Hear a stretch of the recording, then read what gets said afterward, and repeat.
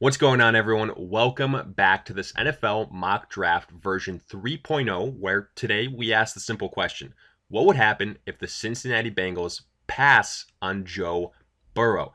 And look, before everyone goes crazy, I get it. The chances of this actually happening are slim to none, probably even less. And I don't really think this is how things will play out, but for the sake of the exercise, have a little bit of fun and kick the tires on this possibility.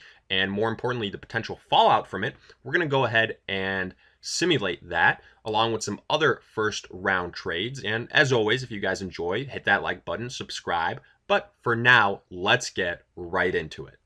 We kick things off with the first pick overall, where the Cincinnati Bengals trade with the Miami Dolphins as Miami sends its 3 first-round picks to Cincinnati in order to select quarterback Joe Burrow. Now let's break this down a little bit further, because right from the start we said, well, what would happen if the Bengals actually pass on Burrow? In reality, the only way I see that happening is if they get a king's ransom for this pick. Because if they stay put at number 1, there's no player that they would target over Burrow, since it's a huge area of need at the most important position in the NFL, the quarterback spot. And by all accounts, Burrow is the number 1 prospect at that position this year, and also coming off a record-setting season. But if there's any team that would make the Bengals think twice, it would have to be the Dolphins, considering the draft capital and ammunition they have. Now, from a Dolphins perspective, you could argue that maybe this is a bit of a expensive price tag to pay, but I think it comes down to the old adage of no price is too high to pay when it comes to landing a future franchise quarterback that you truly believe in. And that's the key point here, that you can believe and trust in. Because I grant you, the name that's been linked with the Dolphins has been Tua Tagovailoa. But the fact remains that during that entire process, questions regarding his health have remained, and there are concerns about his longevity in the NFL. So the Dolphins take matters into their own hands here. They pay up, yes, but in return, they land the safer, more reliable, and by all accounts, the can't-miss quarterback prospect for 2020 in Joe Burrow. At number 2, the Washington Redskins select defensive end Chaisson. And yes, I still have this pairing between Washington and Young taking place, but nonetheless, I'd love to hear from the Washington fans and what they would like to see happen here. Would it be the Redskins move down, or still go with Young, or potentially even explore the quarterback situation? But the fact remains, I'm still partial to Young due to several reasons. First and foremost, yes, I know that Ron Rivera is a new head coach, and usually that means bringing in your own guy at the quarterback spot, but that's kind of already happened with the Redskins trading for Kyle Allen. Now, I'm not saying that's the long-term solution, but maybe it lessens the need for going quarterback right now. On top of that is the fact that Rivera is a defensive-minded head coach, and Chaisson is by far the best overall defensive prospect. In fact, the number 1 overall prospect in this entire draft class. And the last factor being, no matter what, when it comes to defensive ends that can get to the quarterback, those guys are extremely impactful, extremely important. You can't put a price tag on a stud defensive end. That's why that's still the pairing that we have. At number 3, the LA Chargers are on the clock as they trade up with the Detroit Lions, swapping first-round picks and also giving up their second-rounder on day 2 in order to land quarterback Tua Tagovailoa. Now, there's still a couple dominoes that have to fall in free agency, mainly the status of quarterback Cam Newton and Jameis Winston. But as of right now, neither one of those guys has been signed by the Chargers, which tells you they probably prefer one of these young rookie quarterbacks. And Tua Tagovailoa is that next best available guy. Sure, Tyrod Taylor is there, but he's not the long-term solution. He's a nice stopgap, though, for a redshirt season for Tua. And the best part about all of this, sure, the Chargers give up some draft capital, but in terms of pieces, offensively, defensively, they have those guys in place for them to really be competitors when Tua does get his chance to start. At number 4, the New York Giants select offensive lineman Tristan Wirfs. And this is a pick that's going to come down to either offensive lineman or probably Isaiah Simmons, the way that I see it, considering the crazy combine that he had, the athleticism that he possesses. But I continue to go back to the fact that after spending early first round picks on a franchise quarterback in Daniel Jones and a running back in Saquon Barkley, the Giants still need to improve that offensive line. Right now, Wirfs is the most versatile offensive lineman. You can plug him in at a couple of spots, whether it's on the left side, on the right side, and he projects to be a day one starter. So long term, I think this is the pick that makes more sense. We know the affinity that Dave Gettleman has for getting guys on the offensive line and on the defensive line. So this pick both fits that. It fits a position of need. Wirfs had a great combine. Pencil this one in. Offensive line should be the pick for the Giants. At number 5, the Cincinnati Bengals, after having traded down with the Miami Dolphins, select linebacker Isaiah Simmons. And yes, not being able to draft Joe Burrow is a tough pill to swallow for Cincinnati, but guess what makes it a whole lot easier?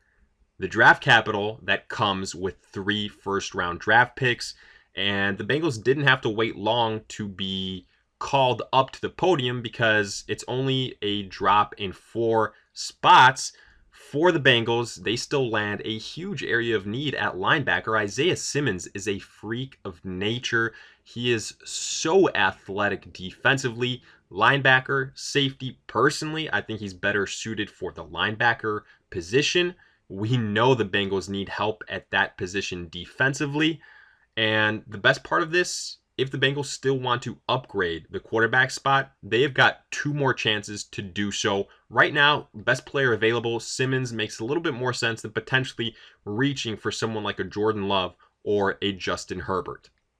At number 6, after the Detroit Lions traded down with the LA Chargers, Detroit selects defensive back Jeff Okudah. And to me, this would be a perfect execution of a trade, considering that if the Lions stay put at number 3, more than likely, they would still be taking Okudah. Sure, there's some other defensive possibilities, but the fact remains, all those guys would probably still be available here.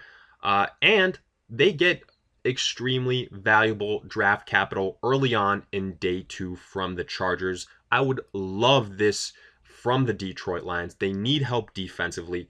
Cornerback is an area of need after the departure of Slade. Jeff Okudah is the number 1 defensive back prospect in this draft. He is a day 1 starter that can be the guy for you in the secondary for years to come. At number 7, the Tampa Bay Bucs trade up with the Carolina Panthers, swapping first-round picks and also sending their second-rounder to Carolina in order to draft offensive lineman Mekhi Becton.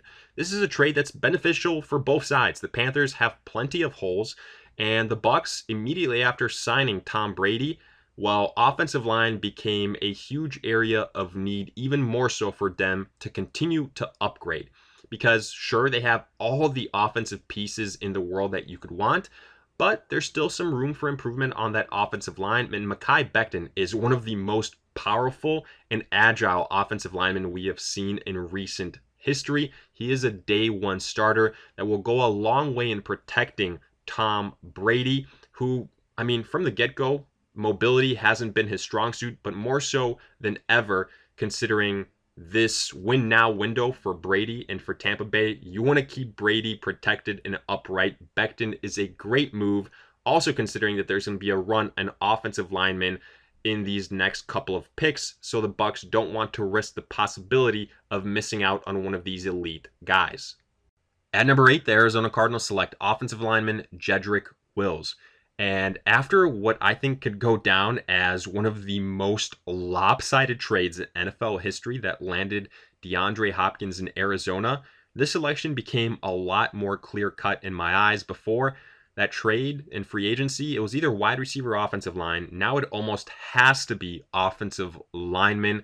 The Cardinals fans that are saying it's not a sexy pick, look, use the Browns as a cautionary tale from last year. Even though you've got a nice promising quarterback and just traded for a top 5 wide receiver in the NFL, that doesn't guarantee success. You need an offensive line that can protect your quarterback and give him time. This is exactly what this pick does. I love what it does for the Cardinals long term. Kyler Murray should feel great about this pick. It's going to give him all the time in the world to find DeAndre Hopkins and all of his other weapons. Next at number 9, the Jacksonville Jaguars select defensive tackle Derrick Brown. And the Jaguars simply stay put, yet are huge winners here because after a run on quarterbacks and offensive linemen, they win big as Derrick Brown, the second best defensive prospect in this draft class, a guy that could go as early as number 3, falls to number 9, a huge area of need on a defense that has a lot of holes. The Jaguars insert Brown as a day 1 starter. He can anchor that defensive line for years to come. He is a safe, solid pick. I love Brown. Honestly, wherever he goes, I think he can be a disruptive force in his rookie season. Great for the Jaguars as they rebuild that defensive squad. At number 10, the Cleveland Browns select offensive lineman Andrew Thomas.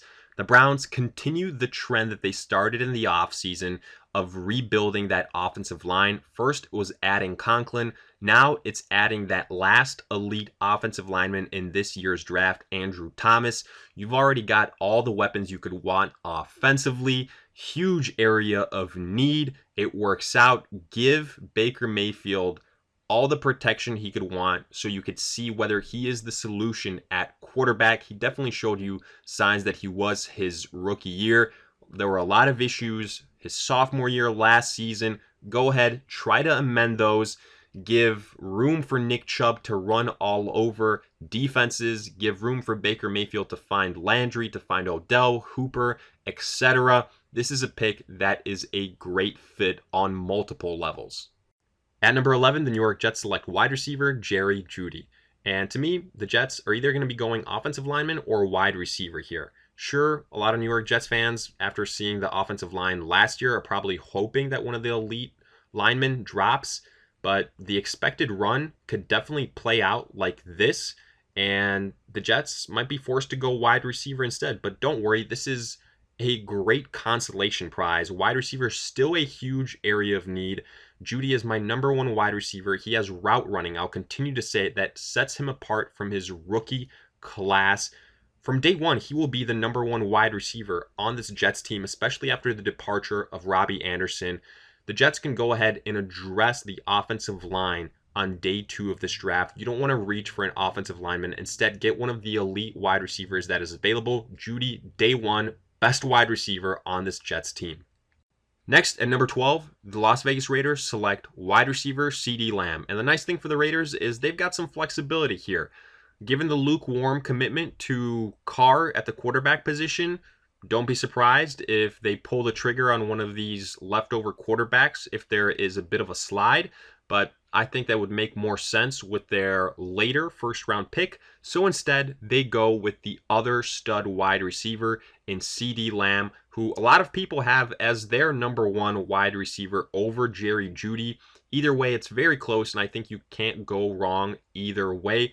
We know there's a huge area of need. We know the fiasco of Antonio Brown. We know the fact that their tight end was their leading pass catcher this last season. That's usually a good signal that you need to invest in more wide receivers. Williams is not that true number 1 guy. So CeeDee Lamb immediately, similar to the Jets situation, insert him into the Raiders wide receiver core, and he could potentially be the best wide receiver as a rookie that they have day 1. At number 13, the San Francisco 49ers select wide receiver Henry Ruggs. Now, the 49ers did trade away DeForest Buckner to the Colts, which is what yielded them this pick to begin with. And there is a bit of a hole at defensive tackle. There are some players that they could target in Kinlaw, but in the same breath, the departure of Emmanuel Sanders opens up a position at the wide receiver spot. So wide receiver, defensive tackle, I think it's one of those 2 picks here, even though I think defensive tackle makes more sense. A lot of the signs coming out of San Francisco seem to be pointing to wide receiver. That's why I think Ruggs more than likely will be the pick here. We'll see how the previous 2 picks play out, but I'd say it's almost a slam dunk if either Jeudy or CeeDee Lamb is available that they will be the selection. I do think that there's a fall off at the wide receiver talent afterwards, but not that much. However, the wide receiver class is loaded. Henry Ruggs to me is that next best wide receiver. He has speed that kills. I think whatever happens, he would be a welcome addition to the San Francisco offense and could fill that Emmanuel Sanders spot. At number 14, the Carolina Panthers select defensive tackle Javon Kinlaw. And for the Panthers, in this mock, trading down with the Tampa Bay Bucs, I think is a pretty big win because not only do they get that early second round selection later on day 2, but they also still address potentially the position they would have gone with pick number 7 in defensive tackle. Now, it's not Derrick Brown, but instead it's Javon Kinlaw, the number 2 defensive tackle prospect, who could very well be a top 10 selection.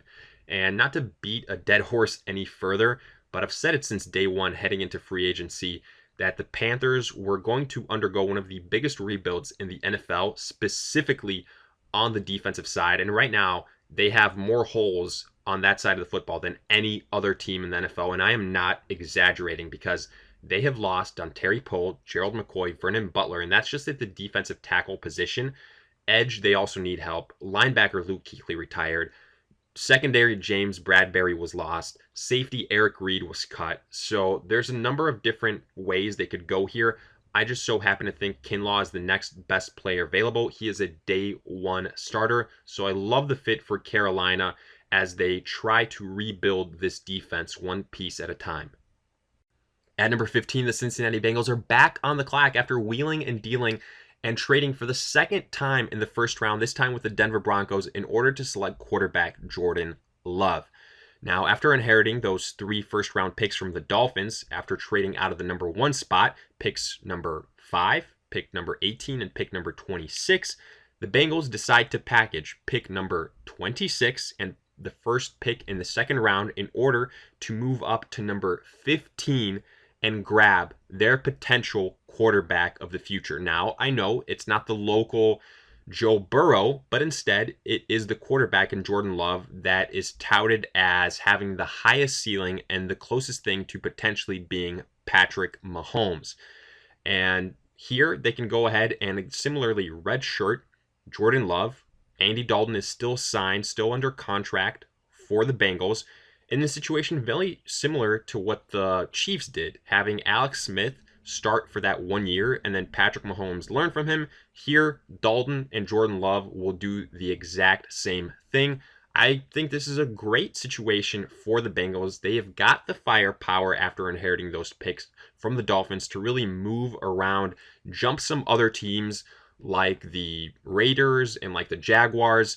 If they really believe in one of these quarterbacks that are remaining, either Love or Herbert, I think Love, like I've said, is my next best available quarterback. I love the ceiling. I love the potential. Sometimes you have to swing for the fences. And if the Bengals really do go this route, I think this is a great 1-2 punch, getting Simmons and then getting a guy like Jordan Love.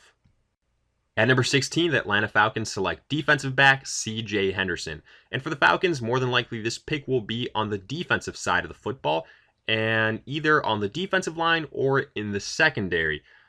To me, I think defensive end is very possible with someone like Chaisson, but I give the slight edge to secondary help because there will first and foremost be a run on cornerbacks right around this point, and C.J. Henderson is that next best available cornerback in this class after Jeff Okudah.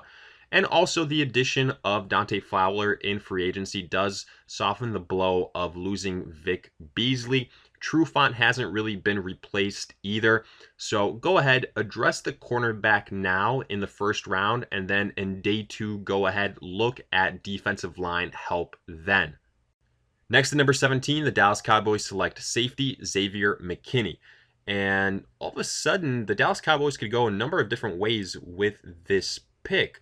Possibly offensive line to replace the retirement of Travis Frederick, even though it would probably be a reach at this point. So probably trading down from that perspective makes more sense. They could go defensive line to try and replace the production of Robert Quinn, but I still go back to secondary help, losing Byron Jones.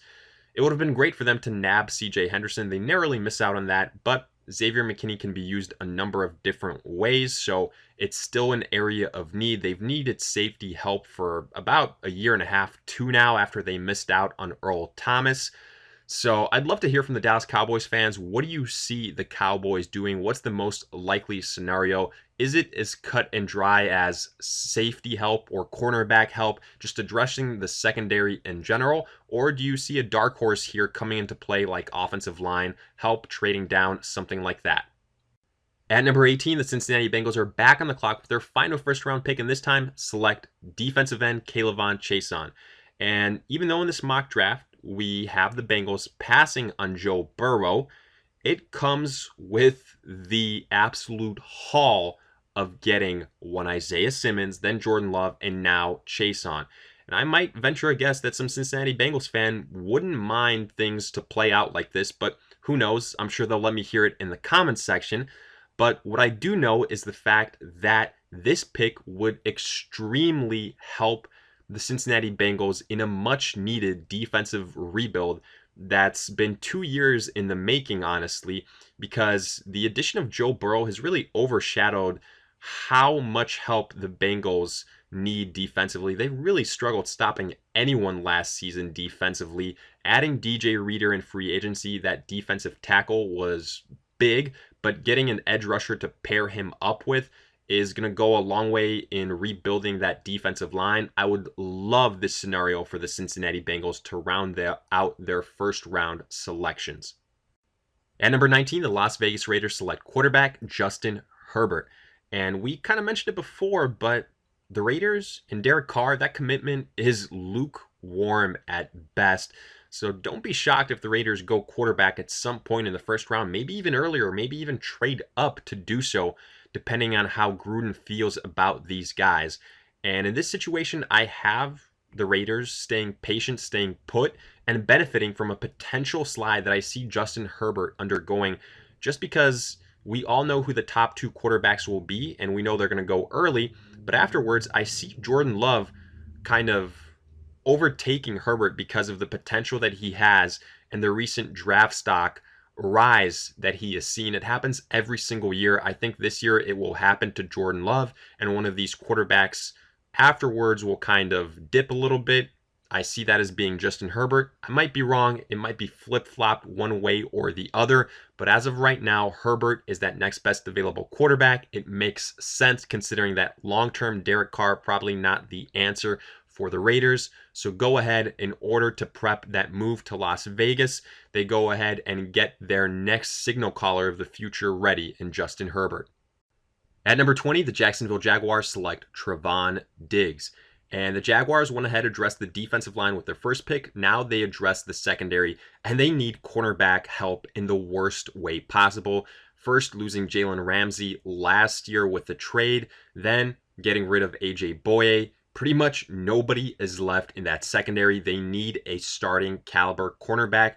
Trevon Diggs is that next best available cornerback on my big board. He's a day one starter.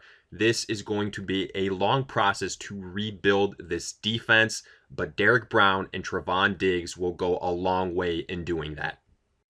At number 21, the Philadelphia Eagles select wide receiver Justin Jefferson, and it sure seems like some pairings are meant to be. And this year in the first round, it sure looks like the Eagles and wide receiver are one of those pairings, because last year the Eagles couldn't buy a healthy body at wide receiver after injuries to Deshaun Jackson and Alshon Jeffrey. And at this point in time in their careers, with their age and their injury history, can you really rely on them for a 16-game NFL season? I think that's why you have to go wide receiver. Give Carson Wentz a deep field threat other than Zach Ertz. They need help other than their tight ends to stretch the field. Jefferson will do exactly that. He's seen his draft stock go up after the combine. He is one of these established top 5 wide receivers in this year's draft. Him to Philadelphia makes a lot of sense. At number 22, the Minnesota Vikings select wide receiver Denzel Mims. And Minnesota wastes very little time in finding a replacement for the recently traded Stephon Diggs, who is now in Buffalo, but yielded them this pick to begin with. As far as Mims is concerned, I'd probably say him and Justin Jefferson are the two biggest risers at the wide receiver position following the combine. At one point, Mims was considered a second-round pick, but steadily he has gone up and up and up draft boards. Now, it wouldn't be a shock at all to see him in the first round. I realize the Vikings are a run-first team with Dalvin Cook, but after Adam Thielen, there's not a lot of wide receiver depth there. This provides a nice 1-2 punch, similar to what they had when Stephon Diggs was opposite Thielen. I do think Kirk Cousins would really benefit from this. He has had a lot of success with the duo of Diggs and Thielen in his time in Minnesota. So in order to continue that success, go ahead, add another high-end wide receiver to take Diggs' place. At number 23, the New England Patriots select linebacker Kenneth Murray. And I continue to mock linebacker to the Patriots after the departure of Kyle Van Noy and the hole that left at that position. Now, I will say there are some other possibilities here. Offensive line, also quarterback, as we all know the hole that the departure of Tom Brady left. But Bill Belichick, not really one of these guys to go ahead and select a first-round quarterback to really panic. And I'd say the way they've handled the quarterback situation in New England right now kind of confirms that, because instead of going out and immediately signing a Cam Newton or a Jameis Winston, which sure, it's still a possibility, but it sure seems like Belichick, to some extent, believes in the quarterbacks he has with the Patriots at this point in time. It seems like there's going to be some type of inner quarterback competition, and if they do select someone in this draft, it will be probably later on. So right now, I have them addressing a bigger hole at the linebacker level. Kenneth Murray is a good value pick at this point in time. He's my number 2 linebacker prospect after Isaiah Simmons. At number 24, the Green Bay Packers are on the clock as they trade up with the New Orleans Saints, swapping first-round picks and also sending their third-rounder in order to draft linebacker Patrick Queen. And I'm still of the mindset that the Packers didn't do quite enough in free agency to recoup the losses that they had at that position. Now, wide receiver has also been a popular pick, but when you look at the prospects in this year's class, after the top 3 linebackers in Simmons, Murray, and Patrick Queen, there is a much bigger drop-off in talent at the next group of linebackers compared to the wide receiver group that is available, considering that this is one of the deepest group of wide receivers that we have had in recent years, which goes to say that I still believe that the Packers can get an impactful wide receiver in round 2. Either way you slice it, I do believe, don't worry Packers fans, that either in the first or second round you will get a starting wide receiver. Maybe just like we have it predicted, a wide receiver linebacker combination. The only question is which will come first. At this point in time, I have the linebacker position being addressed in the first round initially. Next at number 25, the Minnesota Vikings select defensive back Kristian Fulton. And it's only a matter of time in this first round until the Vikings select a cornerback, because they were absolutely gutted at that position during free agency. But when you look at the performances of Waynes and then Xavier Rhodes, it kind of makes sense that it was time for them to move on. So with that being said, they go with the next best available cornerback in this draft. Right now, that is Kristian Fulton for me. They go ahead at a younger, cheaper option in that secondary. There's some other possibilities here as well, maybe going offensive line, defensive end. But if it's not here at 25, I think it'll probably be at 22 going cornerback. It all matters who the best player available is. To me, though, one of these 2 picks in the first round for the Vikings will be cornerback. At number 26, after having traded down with the Cincinnati Bengals, the Denver Broncos select wide receiver Jalen Reagor. And I would love this move for Denver for a couple of reasons. First, they still address a huge need at wide receiver that they likely would have gone with if they had stood still at number 15. And honestly, there's not that big of a drop-off in terms of prospects if you look at who was available then versus now. On top of that, look, you go ahead and get that first, second round pick after executing the trade with the Bengals, which will be very valuable, only a couple of selections away, and it allows you to address another hole, potentially like cornerback, which is another very important position that the Broncos will have to fill after the departure of Chris Harris. That could potentially happen in the first round. I do think we're going to see that combination of DB and wide receiver most likely for the Broncos in the first 2 rounds. Next at number 27, the Seattle Seahawks select defensive end AJ Epineza. And for Seattle, this is a slam dunk pick considering the situation with Jadeveon Clowney is still unresolved. Definitely still one of these big free agent dominoes that has to fall. There's some rumors that he might re-sign with the Seattle Seahawks, but considering that it still hasn't taken place at the time of this recording, we have to look at the potential of finding a replacement for him. Epenesa has the talent to be a top 15 selection. He just didn't really wow during the combine, and a lot of DBs and wide receivers kind of jumped off the board and improved their draft stock. So as a result, you see that natural dip in stock for Epenesa. But the Seattle Seahawks are getting an absolute steal. He can go ahead and be a day one starter at a much needed position on that defensive line. At number 28, the Baltimore Ravens select running back Jonathan Taylor. And even though the Ravens have a huge area of need at linebacker and probably are hoping and praying that one of the top three guys falls to them at this point in time, it's very possible that all three will be off the board by pick number 28. So instead, they look at another area of need. And on the surface, maybe running back isn't the first position that comes to mind. But when you think about it, look, Mark Ingram isn't getting any younger. He's not a 3-down back. And if you want to go ahead and really kind of protect Lamar Jackson, limit the amount of running that he does, why not go ahead and get an every down complete running back that is a good pass catcher and can run through any tackle? Jonathan Taylor can do exactly that.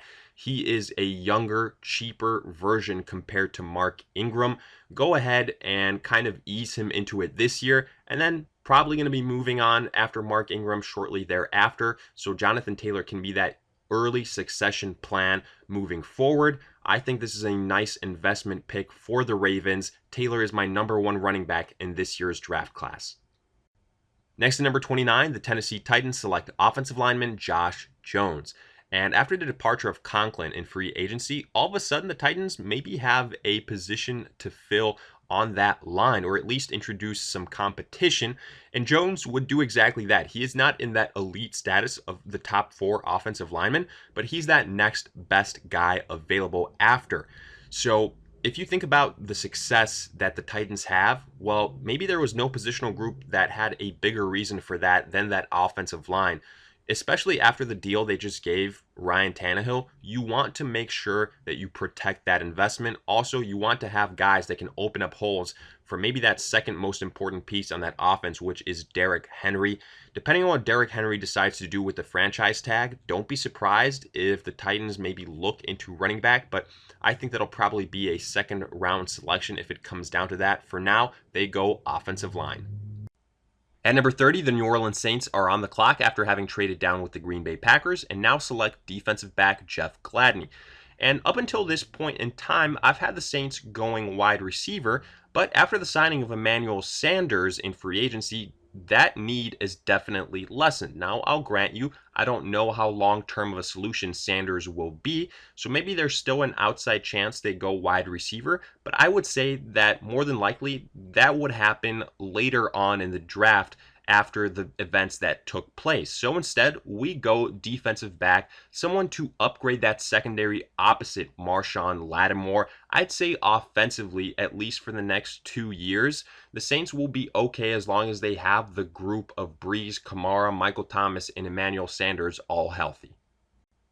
At number 31, the San Francisco 49ers select offensive lineman Austin Jackson. And after having gone wide receiver with their earlier selection in the first round, the 49ers elect to continue to improve the offense, this time investing a pick in that offensive line, which, yes, it was a strong suit last year, but after a loss and some injuries, well, Austin Jackson could be a welcome addition. Granted, he is pretty raw compared to some of the other prospects, but the ceiling is there. He might not be an immediate day one starter, but he could work his way into that starting lineup and help contribute protecting Jimmy Garoppolo and setting up holes for those running backs. And finally, at 32, the Kansas City Chiefs select defensive end Yetur Gross-Matos. And for the Chiefs, they could honestly go a couple of different directions here. Everyone's going to point to the obvious defensive back situation for them to address. But with the expected run on DBs in the latter part of the first round, I'm wondering if the Chiefs elect to go ahead and just go best player available, which also happens to fit a bit of a need, maybe a secondary one, not a primary one like DB, but defensive end could also be a target. And Gross Matos is kind of fallen a little bit with the run on these DBs and wide receivers. So I think he could definitely be a fit for the Kansas City Chiefs. I'm also not ruling out a potential trading out of the first round if one of these teams wants to go ahead and trade back into the first round and select a quarterback, something like that. That tends to happen pretty much every single year. So look out for that for these latter teams towards the end of the first round to potentially trade out. All in all, the Kansas City Chiefs don't have all that many holes. We expect them to make another big run this upcoming season. So they have the benefit of potentially waiting a little bit longer to make a selection. But as it stands right now, they're going defensive end, potentially ensuring themselves for a departure of one Chris Jones next season or something like that if it comes to contract disputes with a younger Gross Matos. So with that, we wrap up this NFL mock draft version 3.0 and the dissection of the scenario of what could happen if the Cincinnati Bengals do pass on Joe Burrow. Definitely a fun little exercise, and I'm sure you guys will let me hear it in the comment section. Please do, whether you agree, disagree with these picks, with some of these trades, with who you want your respective team to choose. And as always, if you guys enjoyed, hit that like button, subscribe, and I'll see you guys in future videos.